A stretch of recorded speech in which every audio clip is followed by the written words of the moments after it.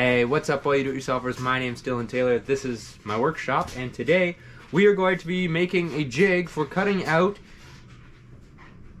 floor register holes.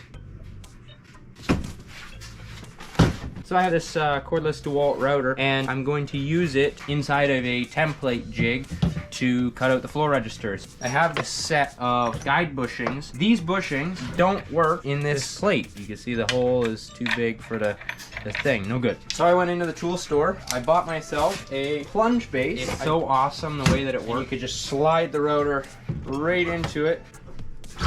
So I went over to the tool store with one of these bushings with me.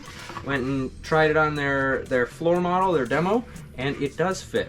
So we are going to use it. So I've got this this sheet of plywood. I'm going to cut this up and use it to make our template. So we're going to need our 3x10 vent hole that it actually needs to be 3 1/4 by 10 1/4. And that's basically, I'm going to trace that out, and then we can have it so that I can screw that into the subfloor with one little screw, screw it on, router it out, done. That's the idea. All right, we are here at the job site, and I've got the piece of plywood. I went ahead and cut it. What we have here is a piece of plywood. There's room to kneel on here. It's reversible so that you can use it in corners and up against a wall this way. So we have 3 15/16 here, 3 15/16 here, and the opening is 3 3/8 by 10 3/8 is what we have as this opening.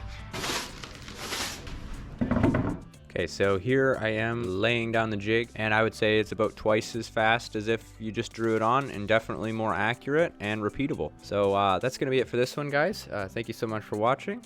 I hope you guys enjoyed the video, maybe learned something new. If you guys are new, please subscribe. If you already subscribed, please share this video with a friend. And as always, if you enjoyed the video, give it a big old thumbs up. We'll see you guys all next time. Peace out.